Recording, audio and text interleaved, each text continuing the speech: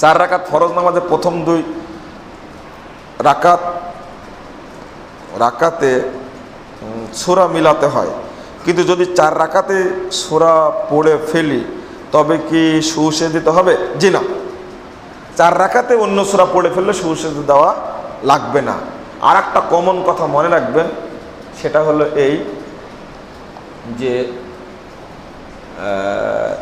কেরাতে ভুল হলে সুসেজদা লাগে না। মানে কমন কথা একটা, দুয়াই বা কেরাতে যদি ভুল হয় তাহলে সুসেজদা লাগে না। তবে সূরা ফাতিহা যদি পড়তে কেউ ছুটে যায়, এটা কেমন হলো কথা? কেউ ছুটাই কিনা তা জানি না। যদি ছুটে যায় কারো সূরা ফাতিহা পড়তে, ওই রাকাতটা আবার পড়া লাগবে, তার সালাত হবে না।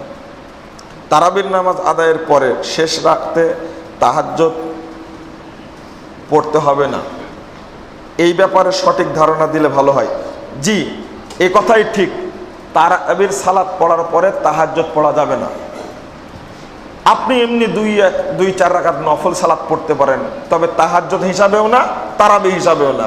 এমনি 2 রাকাত নফল পড়তে পারেন, তবে তাহাজ্জুদ পড়ার কেউ যদি পড়তে চায় তারাবি পড়ার দরকার নাই। কেউ তারাবি পড়লে পরের রাতে তাহাজ্জুদ পড়তে হবে না, এটাই সুন্নাত।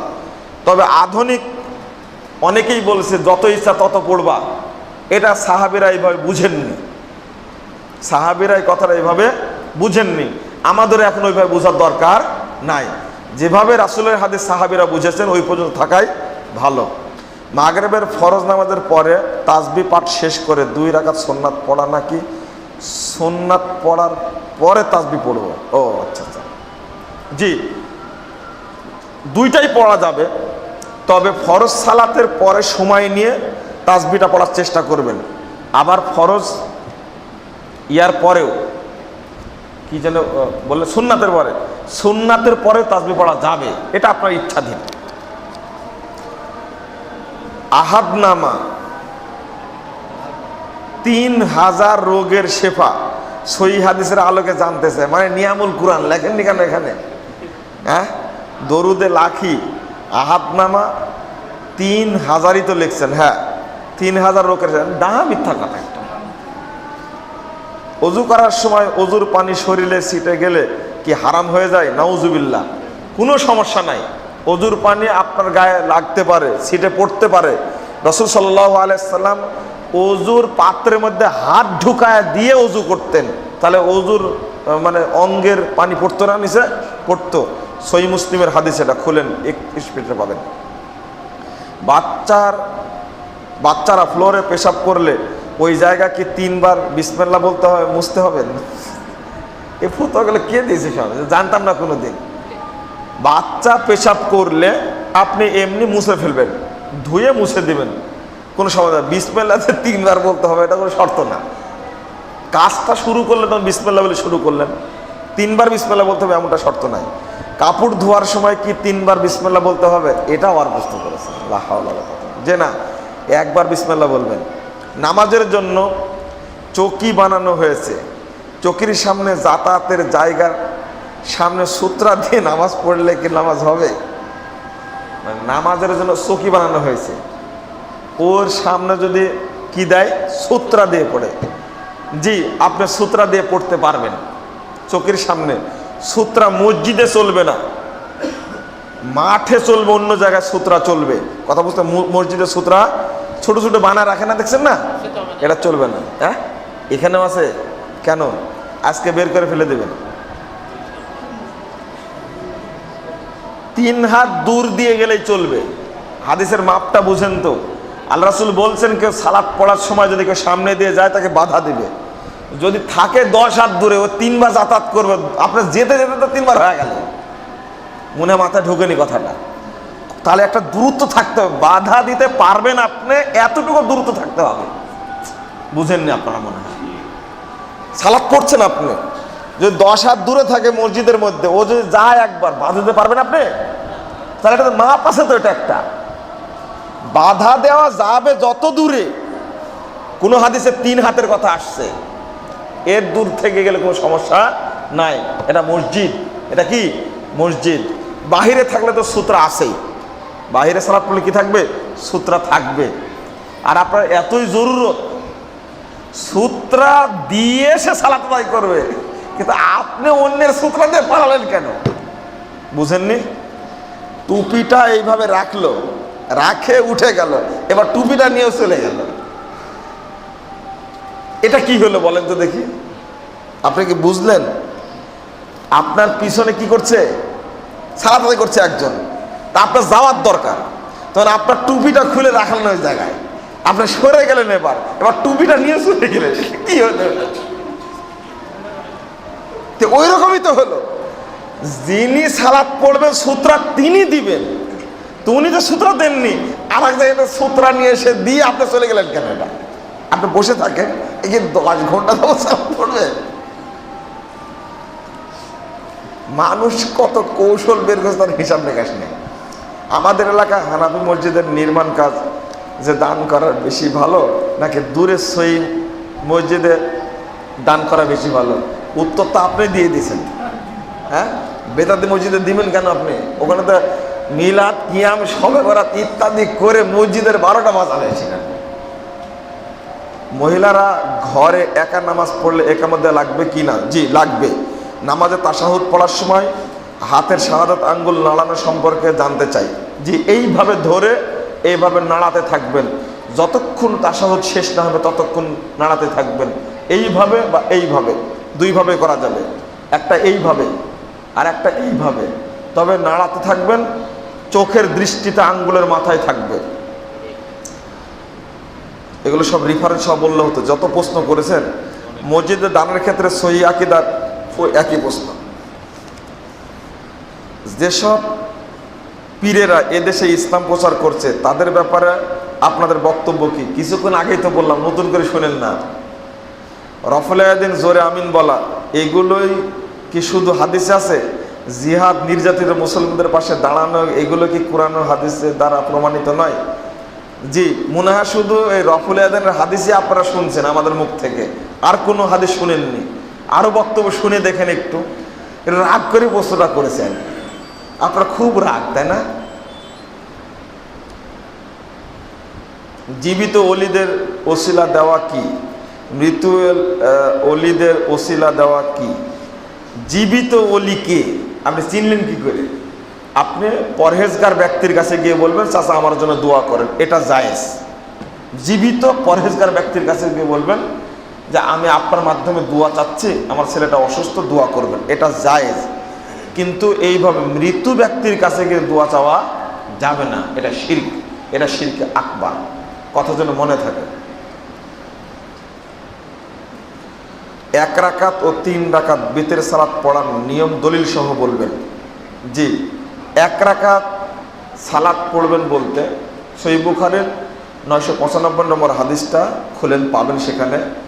1 রাকাত বেতের পড়বেন, সূরা ফাতিহা পড়লেন, আর একটা সূরা পড়লেন, সাথে সাথে দোয়া কুনুতটাও পড়লেন, পড়ার পর রুকুতে চলে গেলেন, 2 সেজদা, রুকু থেকে উঠে 2 সেজদা দিয়ে সালাম ফিরিয়ে দিলেন। এটা একটা নিয়ম। কথা বোঝা গেছে?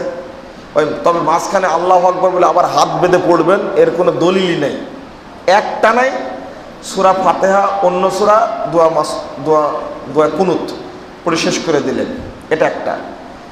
তবে আর একটা হলো, অন্য সূরা যখন পড়া শেষ হয়ে গেলে নরমালি হাত তুলেন, আল্লাহু আকবার ছাড়াই হাত তুলে কুনুত পড়ে আল্লাহু আকবার রুকুতে চলে গেলেন, এটা একটা পদ্ধতি।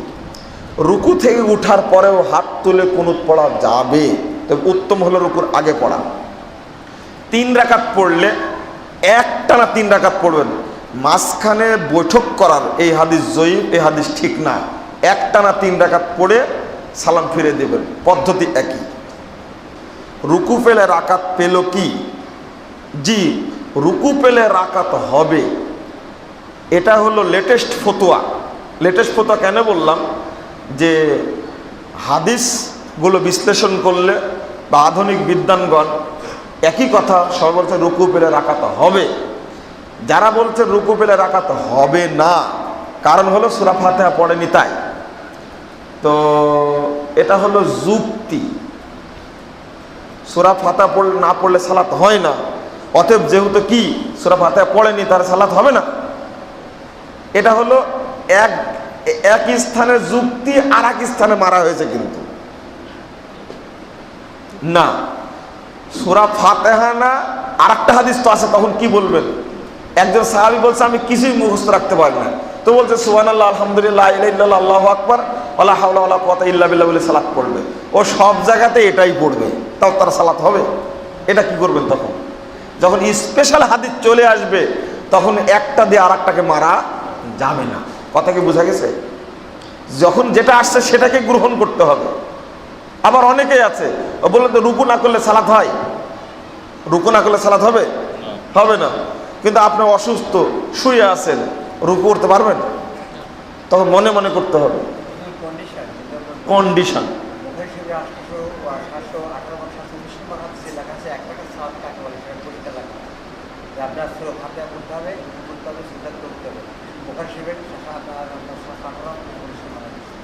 আপনি এই আলোচনাটা নাসিরউদ্দিন আলবানী রাহিমাহুল্লাহ সিফাতুস সালাতুন নবীর বই থেকে পড়লে একটু ভালো হয়।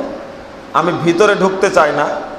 এক শ্রেণীর মানুষ বলছেন যে হবে না, আমি তো বললাম না আগে। আর অধিকাংশই বিদ্বান বলছেন যে রুকু পারে রাকাত হবে। এটা যেহেতু হাদিস দ্বারা অনুমোদিত, ব্যাখ্যার দিকে গেলাম না, তবে আগেই বলে নিয়েছে এনে ইখতিলাফ আছে।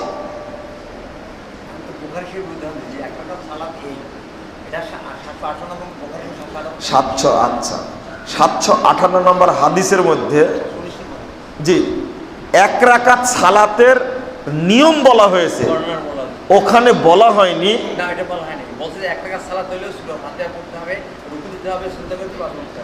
তার আগে তো আমি বললাম লা সালাতা লিমান লাম ইয়াকরা বিফাতিহাতিল কিতাব, সালাত হবে না সূরা ফাতিহা না পড়লে। এটা তো আম হাদিস তো আসেই, এটা তো স্পষ্ট আছে, বললাম না। কিন্তু যখন খাস হাদিস চলে আসবে তখন তো আম হাদিস তো আর দেখার দরকার নাই। যখন পাওয়া যাবে খাস হাদিস তখন তো আর কোনো কথা নাই, কারণ দুইটাই বিধান আসছে কার পক্ষ থেকে? আল্লাহর পক্ষ থেকে আসছে। যেমন জুমার সালাত ফরজ না সুন্নাত? ফরজ। ঈদের সালাত সুন্নাত। কিন্তু কেউ যদি জুমার দিনে ঈদ পড়ে তাহলে ঈদ পড়লেই হবে, জুমা নাও পড়তে পারে। এখন যদি আপনি আমাকে বলেন যে ফরজ নামাজকে সুন্নাত কি করে মানসুখ করে দেয়, না, এই প্রশ্ন ঠিক হবে না। হাদিসে আছে। যদি কেউ যুক্তি দেয়, এটা যখন হাদিসটা পাওয়া যাবে তখন স্পষ্ট হবে। জুমার নামাজ সহিভাবে কত রাকাত পড়তে হবে? কোন কোন মসজিদে বলে ফজরের আগে 4 পরে 4, জুমার আগে 4 পরে 4। এই হাদিসটা জয়ীফ বা জাল হাদিস। তবে জুমার আগে যত ইচ্ছা পড়বেন, জুমার পরে 4 রাকাত, এই হাদিস সহি। আমার শিশু বাচ্চা আমার গায়ে পেশাব বা পায়খানা করলে ওই মুহূর্তে মাসলা কি? বাচ্চাদের পেশাব বা পায়খানা কাপড়ে লাগলে তা পরিবর্তন করতেই হবে নাকি পানি ছিটিয়ে দিলে হবে? পায়খানা যদি লেগে যায় ধৌত করতে হবে। যদি ছেলে বাচ্চা হয়, পুরুষ, তাহলে দুধ খায়, অন্য কিছু খায় না, এমন অবস্থায় পেশাব করলে শুধু ছিটে দিবেন। কন্যা শিশু হলে জায়গাটা ধুয়ে নিলে হবে, কাপড় পরিবর্তন না করলে চলবে। আল্লাহর নামের বিশেষ কোনো ইবাদত আছে কিনা, মানে ও এই নাম 100 বার, ওই নাম 100 বার, সব বেদাতে কথা নিয়ামুল কোরআনের মধ্যে আছে। নিয়ামুল কোরআন আগে পুড়াবেন বাড়িতে গিয়ে, আগে পুড়ায়া তারপর অন্য কথা কাজ করবেন। এই নিয়ামুল কোরআনের মুকসুদুল মুমিন শরীয়তের 12টা বাজাইছে এগুলো। এই করলে এত হাজার নেকি, ওই করলে তত লক্ষ নেকি, এই করলে এত কোটি নেকি, এই কোটি লক্ষ আর নেকি হাজার হাজার করে শরীয়তের 12টা বাজাইছে। যদি কেউ দৈনিক 5 ওয়াক্ত নামাজে শুধুমাত্র ফরজ আদায় করে তাহলে কি গুনাহ হবে? না, গুনাহ হবে না, তবে নেকি থেকে বঞ্চিত হবে যদি সুন্নাত না পড়ে। আসসালামু আলাইকুম। প্রত্যেক ফরজ নামাজে সালাম ফিরানোর পর বিভিন্ন দোয়া এবং তসবিহ পড়ে সুন্নাত নামাজে সালাম ফিরানোর পরও কি? এটা তো আগেই বললাম, দুইটাই করা যাবে। আসরের সালাত ও এশার সালাতের সুন্নাত কেন পড়ে না? কিভাবে পড়তে হবে, না পড়লে কি হবে বুঝলাম না। এশার সালাতে, আসরের সালাতের পূর্বে 4 রাকাত সুন্নাত আছে, চাইলে কেউ পড়তে পারে, আল্লাহ তার উপর রহম করবে, হাদিসে আসে। এশার পূর্বে বাধ্যবাধকতা সুন্নাত নেই,